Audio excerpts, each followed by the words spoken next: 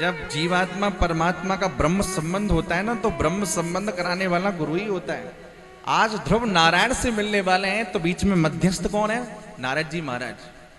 लेकिन हम लोग क्या करते हैं, आज का समय ऐसा है, ये गुरुजी अच्छे लगे तो इनके पास पहुंच गए, इन गुरुजी की पॉपुलैरिटी जा रहा है तो इनके पास पहुंच गए, आज इनकी महिमा ज्यादा हो रही है तो उनके पास पहुंच गए। जीवन भर जिंदगी भर यही खेल करते रहते हैं। बहुत सारे लोग तो संप्रदाय बदलते रहते हैं। एक वृद्ध माता जी तो हमारे पास आई, आकर के बोली महाराज कुछ आपसे बात करनी है। मैंने कहा बताओ क्या बात है। बोले नहीं, आपसे आपके कक्ष में ही बात करोगे। मैंने कहा बताइए सही, सबके सामने। बोले नहीं, सबके सामने की बात नहीं है। अब हम लोग तो ऐसे ना, हमारे सामने तो बहुत सारी बातें हैं जो लोग किसी से नहीं कहना चाहते, वो हम लोगों के सामने लोग रख देते हैं अपना मान करके। मैंने कहा बताइए माता जी क्या बात है। बोले मैं आपसे कहना चाहती हूँ, मेरे मन में बड़ी अशांति है। मैंने कहा अशांति क्यों है? बोले बड़ी कुछ परेशान सी रहती हूँ। मैंने कहा क्या बात है बताओ। बोले मेरे गुरुजी थे। तो मैंने फिर क्या हुआ? बोले वो गुरुजी जब मैंने बनाए तो वो गुरुजी मेरे 4-5 साल तक तो रहे, उसके बाद वो चले गए। तो मैंने कहा कोई बात नहीं, चले गए तो भाई गुरु तत्व होता है, देह तो शांत हुआ है, गुरु एक तत्व होता है, आप मन ही मन उनका ध्यान करिए। बोले नहीं महाराज मेरे मन में शांति नहीं है, मैंने उनके फोटो की बहुत दिन पूजा की, पर जब मन शांत नहीं हुआ तो मैंने दूसरे गुरुजी बना लिए। मैंने कहा ये तो आपने बहुत अच्छा किया। बोले ये गुरुजी मेरे मात्र 3 साल ही दिए, 3 साल के बाद ये गुरुजी भी पधार गए।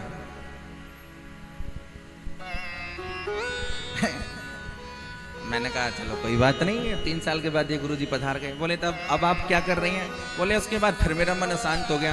बोले उसके बाद फिर मैंने तीसरे गुरुजी बनाए। वो गुरुजी मेरे महाराज 7 साल दिए मेरे। बोले उसके बाद फिर वो भी पधार गए। मैंने बहुत दिन तक उनके फोटो की पूजा करी, घंटी बजाई, अगरबत्ती जलाई, लेकिन उसके बाद भी मेरा मन शांत नहीं हुआ। तो महाराज अब मेरे 3 गुरुजी तो पधार गए और मैं 75 में चल रही हूँ। जब से आपकी कथा सुनी है, आपके पास में आना चाहती हूँ और मेरे मन में इच्छा है कि मैं आपको अपना गुरु बना लूं। मैंने कहा माता जी मुझे तो माफ करो, मुझे तो अभी बहुत कथाएं करनी है। दूसरी बात, आप जिन्हें गुरु बना रही हैं वो तो उनकी गति हो रही है। ये बात मैं इस बात को कह देना चाहता हूं कि ये केवल उन माता जी की बात नहीं है।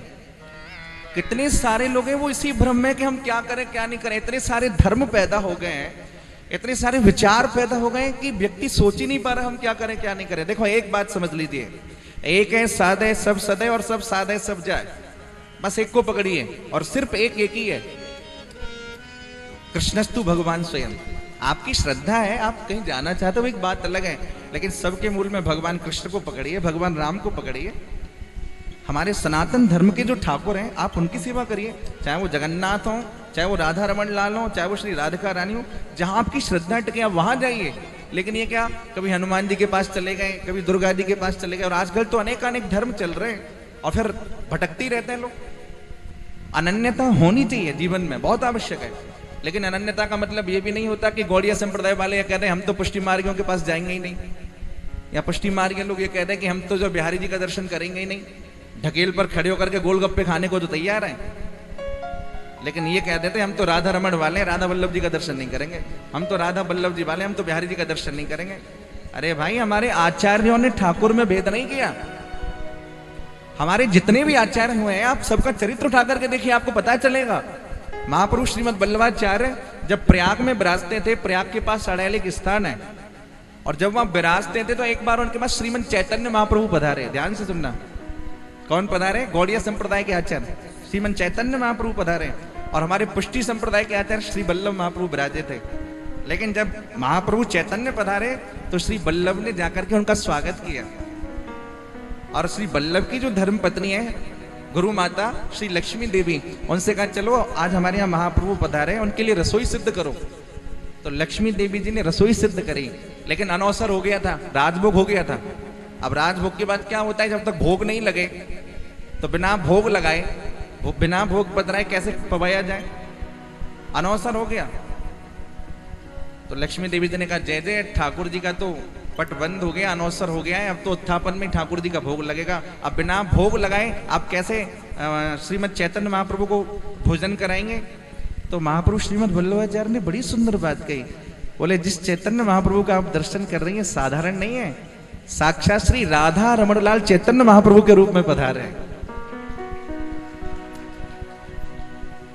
ये बात समझने वाली है कि चाहे हम जिस संप्रदाय से हों, अन्य संप्रदाय की अवहेलना नहीं है हमारे यहां। चाहे हम रंगनाथ जी की पूजा कर रहे हैं, चाहे हम केदारनाथ जी की पूजा कर रहे हैं, सम्मान सबका है, लेकिन इष्ट के साथ में दृढ़ता।